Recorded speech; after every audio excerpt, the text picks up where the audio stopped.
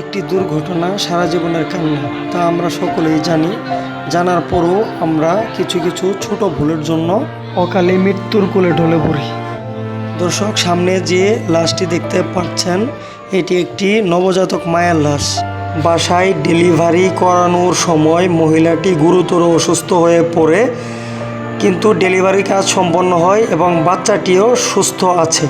পরিবারের লোক এরকম গুরুতর অসুস্থ অবস্থা দেখে বকশীগঞ্জ উপজেলা স্বাস্থ্য কমপ্লেক্সে নিয়ে আসে, কিন্তু দুর্ভাগ্যজনিত কারণে রাস্তায় মহিলাটি মৃত্যুবরণ করে। হাসপাতালে আনার পর কর্তব্যরত চিকিৎসকরা পর্যবেক্ষণ করে রোগীটিকে মৃত বলে ঘোষণা করে। আসুন আমরা সকলে মিলে সতর্ক হই, আমাদের একটু ভুলের জন্য যেন অকালে কোনো মায়ের প্রাণ না যায়। আমাদের নিজের পরিবার এবং আমাদের আশেপাশের গ্রামের কোনো গর্ভবতী মহিলা ডেলিভারি সময় হলে আমরা তাকে সঙ্গে সঙ্গে সরকারি হাসপাতালে নিয়ে যাব এবং মা ও শিশু দুজনকেই সুস্থ রাখব।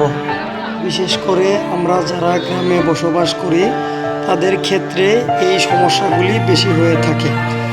সমাজের কিছু অশিক্ষিত অসচেতন মহিলা দ্বারা নর্মাল ডেলিভারি করানো হয়, যার কারণে আমাদের নানান ধরনের সমস্যার সম্মুখীন হতে হয়।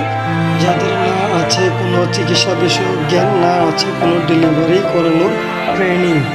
অবশেষে আমি বলতে চাই, আপনারা কোনো সময় বাড়িতে নর্মাল ডেলিভারি করাবেন, অবশ্যই সরকারি হাসপাতালে নিয়ে আসবেন। আমি পল্লী চিকিৎসকদেরকে বলতে চাই, আপনারা প্রত্যেকটি এলাকায় লক্ষ্য করা যায় যে এই নর্মাল ডেলিভারি করানোর যে মহিলা, যাকে আমরা এলাকাতে ধন্যী বা ধাত্রী বলে থাকি, তাদেরকে আপনারা সাহায্য করেন, হেল্প করেন। এই নর্মাল ডেলিভারি করানোর জন্য বিভিন্ন ধরনের স্যালাইন, ইঞ্জেকশন এগুলো দিয়ে তারপর নর্মাল ডেলিভারি করানোর জন্য সাহায্য করেন। এই কাজটি দয়া করে করবেন না, এটি একটি অপরাধ।